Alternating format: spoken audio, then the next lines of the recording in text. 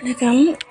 இந்த பதிவில் நம்ம என்ன பார்க்குறோம்னா, ஒரு பெண் வந்துட்டு பிறந்து வளர்ந்து மேரேஜ் ஆகி அவங்க வந்துட்டு பேரன் பேத்தி பார்க்க வரைக்கும் அவங்க ஃபேஸ் பண்ணக்கூடிய சங்கடங்கள், ஓகேங்களா? அவங்க அவங்க வந்துட்டு இந்த சங்கடங்களை அவங்க வந்துட்டு காலம் முழுக்க அவங்க வந்துட்டு பார்த்துட்டே இருக்காங்க. இப்படி தான் வந்துட்டு எனக்கு தெரிந்த பல பெண்களுடைய வாழ்க்கை வந்துட்டு இப்படி தான் போயிட்டுருக்கு. இதுக்கு என்ன காரணம் அப்படின்னா, நீங்கள் தான் வந்துட்டு யார்கிட்டையும் சொல்லக்கூடாதுன்னு தானே சொல்கிறீங்க. வெளியே தெரிஞ்சால் குடும்பம் மானம் போயிடும்னு தானே சொல்கிறீங்க நீங்கள். அதனால் அவங்க வந்து வெளியில் சொல்ல முடியாது. வெளியிலே சொல்ல முடியாமல் யார்கிட்டையும் சொல்லவும் முடியாமல் அப்படியே மனசுக்குள்ளேயே வச்சு அவங்க வந்து வாழ்கிறாங்க. அந்த மன வருத்தத்தோடு தான் அவங்க காலம் முழுக்க வாழ்கிறாங்க. நீங்கள் வேணால் வந்துட்டு அந்த மாதிரி வந்து செயல்பட்டு பாருங்களேன். மன வருத்தத்தோட நீங்கள் உங்கள் கடமைகளை, உங்கள் வேலைகளை நீங்கள் வந்து செய்து பாருங்களேன். அது இவ்வளோ பெரிய போர்டு தான் வந்துட்டு இருக்கும் அப்படிங்கிறது அப்போ தான் உங்களுக்கு தெரியும். புரியுங்களா? வந்து மேரேஜ் ஆன அன்னையிலேருந்தே நீங்கள் அந்த கஷ்டத்தை நீங்கள் அந்த பெண்களுக்கு நீங்கள் வந்து தரீங்க. என்ன இப்போது எங்கள் அம்மா ஸ்டோரி பார்த்தீங்க அப்படின்னா, அவங்க வந்துட்டு 13-14 வயசுலேயே வந்துட்டு அவங்க சின்ன வயசுலேயே அவங்க வந்துட்டு அவங்களுடைய மாமா வந்துட்டு மேரேஜ் வந்து பண்ணாங்க. அவங்க மாமா வந்து பார்த்திங்கன்னா வந்து ஒரு தொழுநோயாளி, சரிங்களா? ஒரு தொழுநோயாளி. அந்த பர்சனுக்கு தான் வந்துட்டு எங்கள் அம்மாவுக்கு, அவருக்கு வயசு வந்து 40க்கு மேலே இருக்கும். எங்கள் அம்மாவுக்கு வயசு வந்து பார்த்திங்கன்னா வந்து ஒரு 13 வயசு, சரிங்களா? அந்த அந்த ஆளுக்கு போயிட்டு எங்கள் அம்மா வந்துட்டு மேரேஜ் வந்து பண்ணி கொடுத்தாங்க. எங்கள் அம்மா வந்துட்டு அந்த ஆளு கூட வாழவே முடியல.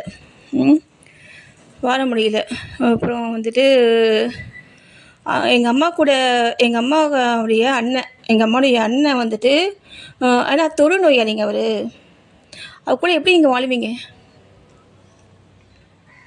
என்ன? அப்புறம் எங்கள் அம்மாவுடைய அண்ணன் வந்துட்டு எங்கள் அம்மாவுக்கு வந்துட்டு எங்கள் அப்பா வந்துட்டு அந்த ஊருக்கு வந்துட்டு அந்த ஊருக்கு வந்து வேலை பார்க்க போயிருக்காரு. எங்கள் அப்பா வந்துட்டு சுகாதார ஆய்வாளர், சரிங்களா?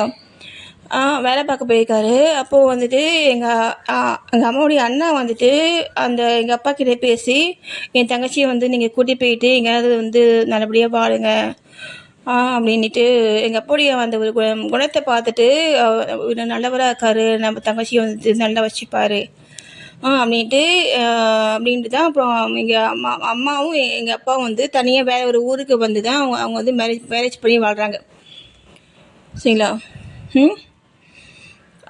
மேரேஜ் ஆகி வந்த அப்புறமா எங்கள் அம்மா வந்துட்டு எங்கள் அப்பா கூட வந்துட்டு எவ்வளோ சந்தோஷமாக, இவ்வளோ வந்துட்டு ஒரு மனப்பொருத்தமாக வாழ முடியுமோ அது மாதிரி தான் வந்துட்டு சந்தோஷமாக தான் வாழ்ந்தாங்க. ரொம்ப சந்தோஷமாக வாழ்ந்தாங்க எங்கள் வீட்டில். நான் தான் சொல்லினேன், எங்கள் வீட்டில் இருக்க வரைக்கும் எனக்கு எந்த கஷ்டம் நான் கஷ்டம் அப்படின்னா என்ன அப்படிங்கிறதே எனக்கு தெரியாது. அப்படின்னா அந்த ஃபேமிலி எவ்வளோ ஹாப்பியாக வந்துட்டு அவங்க வந்து வந்திருப்பாங்க, சொல்லுங்கள் பார்க்கலாம். எனக்கு என் மனசில் வந்து எதுவுமே இருக்காதுங்க. ரொம்ப ரொம்ப அப்படியே ரொம்ப இப்போ வந்து ஒரு பறவை மாதிரி ரொம்ப ஹாப்பியாக இருக்கும்.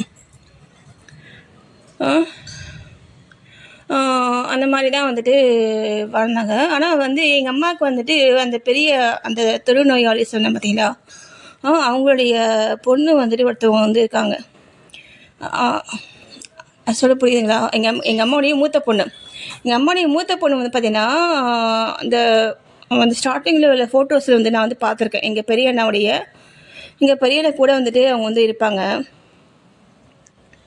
நான் கூட கேட்பேன், அம்மா யாரும்மா இந்த பாப்பா, ரொம்ப அழகாக இருக்காளே இந்த பாப்பா அப்படின்னு கேட்பேன். எங்கள் அம்மா அது பக்கத்து வீட்டு பொண்ணுமா அப்படின்னு சொல்லிடுவாங்க. எங்கள் அம்மா வந்துட்டு எங்கள் அப்பாவுக்கு வந்துட்டு 100% வந்துட்டு உண்மையாக வந்து வாழ்ந்தாங்க, சரிங்களா? 100% எங்கள் அப்பாவுக்கு வந்துட்டு அவங்க வந்து உண்மையாக வந்து வாழ்ந்தாங்க. என்ன, அந்த பொண்ணை வந்துட்டு அவங்க வந்து விட்டுட்டு வந்த கஷ்டம், அவங்க வாழ்நாள் முழுக்க வந்து பெத்த வலிங்கிறது அவங்களுக்கு வந்து வாழ்நாள் முழுக்க அதை வந்துட்டு எங்கள் அப்பா வந்து கொடுத்தாரு. என்ன, எங்கள் 5 அண்ணா. எங்கள் அம்மாவுக்கு வந்து பெண் குழந்தைகளே கிடையாது. அப்புறம் 6வது பெண்ணாக தான் வந்து நான் பிறந்தேன். அப்புறம் எனக்கு கீழே வந்துட்டு ஒரு தங்கச்சி வந்து இருக்காங்க. இப்போது அந்த பெண்ணுக்கு பண்ண தீங்குனால தான் வந்துட்டு பெண் குழந்தையே வந்து இல்லாமல், ஏன்னா எங்கள் அப்பாவுக்கு வந்து பெண் குழந்தை அப்படின்னா ரொம்ப பிடிக்கும். அந்த மாதிரி அதான் அந்த வலி வந்துட்டு காலம் முழுக்க எங்கள் அம்மாவுக்கு வந்துட்டு எங்கள் அப்பா வந்து எங்கள் அம்மா வந்துட்டு அழுவாங்க. அவங்க பாட்டு ஒரே பாட்டு தெரியுங்களா? சாமி என்னையும் மறுபடியும் பிறக்க வைக்காதே அப்படின்ட்டு ஒரு சிவாஜி பாட்டு தானே அது. அந்த பாட்டை பாடிட்டே அழுதுகிட்டே இருப்பாங்க நைட்டு தூங்கும் பொழுது. ஏமாள்ற ஒரு நாள் கூட எங்கள் அம்மா வந்துட்டு அவங்க கஷ்டத்தை அவங்க வந்து வெளியே சொன்னதே கிடையாதுங்க. இதே மாதிரி தான் பல பெண்கள் வந்துட்டு இருக்காங்க. எனக்கு தெரிஞ்சு நீங்கள் தான் சொல்லக்கூடாது தானே சொல்கிறீங்க. இதே இந்த மன அழுத்தம், இந்த மன பலத்தோடு தான் கடைசி வரைக்கும் அந்த பெண்கள் வந்து வாழ்ந்து கடைசியில் பார்த்தீங்கன்னா எங்கள் அம்மா வந்துட்டு என்ன சொன்னாங்கன்னா, இந்த கடவுள் அந்த முருகசாமியை நான் வந்து கும்பிடவே மாட்டேன்னு தான் சொன்னாங்க. ஏன்னு கேட்கும் பொழுது, என்னை வந்து தனியாக விட்டுட்டு உங்கள் அப்பாவை வந்து கூட்டிகிட்டு போயிட்டாருல்ல கடவுள், நான் வந்து பிள்ளைங்கிட்ட நான் வந்துட்டு அவங்க கஷ்டப்படுறேன் அப்படின்னு கூட அவங்க சொல்ல மாட்டாங்க. ஏன்னா ஒரு கடமை கேட்டு கேட்குற மாதிரி நீங்கள் வேறு யார்கிட்ட போய் கேட்பீங்க? அவங்க மருந்து மாத்திரை வாங்கி தரதுலேருந்து அவங்களுக்கு யார்கிட்ட நீங்கள் போயிட்டு அந்த உரிமையாக கேட்பீங்க? கேட்டாலும் அவங்க செய்வாங்க. செய்யலாம் நீங்கள் போய் கேட்பீங்களா? கேட்டாலும் அவங்க என்ன சொல்லுவாங்க? அதனால் எங்கள் அப்பா வந்துட்டு எல்லாமே எங்கள் அம்மா வந்துட்டு ஒரு 15 இயர்ஸ் வந்து வாழ்ந்தாங்க. சரிங்களா? எங்கள் அம்மா வந்துட்டு அதில் வந்து யார்கிட்டையும் வந்து சொன்னதே கிடையாது. வந்து உட்கார வச்சு என்கிட்ட ஒரே ஒரு வார்த்தை, உங்கள் அப்பா மட்டும் எனக்கு தனியாக விட்டுட்டு உங்கள் அப்பா போயிட்டார்ல, நான் அவங்க பிள்ளைங்கிட்ட கஷ்டப்படுறாங்க அப்படிங்கிற விஷயத்துக்கு கூட அவங்க சொல்ல மாட்டாங்க. அப்படின்னு கூட அவங்க வந்து சொன்னது கிடையாது. கடைசியில் அவங்க வந்துட்டு எங்கள் 3வது அண்ணா வந்து பார்த்திங்கன்னா அவங்கள வந்துட்டு அந்த ஒழுக்கத்துக்கு மாற்றாக அவங்க வந்து செயல்பட்டாங்க. ஏன்னா அந்த ஃபஸ்ட்டு கணவர் வந்துட்டு இருக்கும் பொழுதே அவங்க வந்துட்டு இன்னொரு எங்கள் அப்பா வந்து மேரேஜ் பண்ணிக்கிட்டாங்க அப்படின்ட்டு அங்கே வந்து 2 வந்து பெண் குழந்தைங்க அவங்களுக்கு அவங்கக்கிட்ட சொல்லி ரொம்ப வந்துட்டு அவங்க நேம் வந்துட்டு டேமேஜ் பண்ணிட்டார் எங்கள் 3வது அண்ணா. எங்கள் அம்மா வந்துட்டு ரொம்ப சங்கடப்பட்டாங்க. ஏன்னா வந்துட்டு எங்கள் அம்மா சொல்லுவாங்க, நான் வந்துட்டு அந்த 3வது அண்ணா கூட தான் நான் வந்து இருப்பேன். அவர் வந்து நல்லா பேசுவார். அவரை மாதிரி பேசவே முடியாதுங்க, அவ்வளோ நல்லா பேசுவார். எங்கள் வீட்டு ஆளுங்களை எல்லாமே நல்லா பேசுவாங்க. சரிங்களா? நல்லா நடிப்பாங்க. என்ன இப்போது எங்கள் பெரிய அண்ணி இருக்காங்க இல்லையா, அவங்க அம்மா வந்து பார்த்திங்கன்னா அவங்களும் வந்துட்டு இதே மாதிரி தான். அவங்க வந்து என்ன வந்து வீட்டு வேலை செய்து தான், வீட்டு வேலை சமையல் வேலை தங்கி செய்து தான் அவங்க வந்துட்டு அந்த குழந்தைய வந்து அவங்க வந்து காப்பாற்றினாங்க. காப்பாற்றி அவங்க வந்துட்டு கல்யாணம் பண்ணி வச்சாங்க எங்கள் பெரிய அன்னைக்கு. பெரிய அண்ணி வந்து நான் ஃபஸ்ட்டே சொல்லியிருக்கேன், வந்துட்டு 5 பொண்ணு வந்து அவங்க வந்துட்டு நக்கை போட்டு வந்துட்டு கடைசியில் இது வரைக்கும் அவங்க வந்துட்டு எனக்கு வந்து தீங்கு தான் வந்து பண்ணிகிட்ருக்காங்க. எனக்கு மட்டும் கிடையாது, எல்லாருக்குமே. அவங்க பயங்கரமான வந்துட்டு பேட் பர்சன் அவங்க.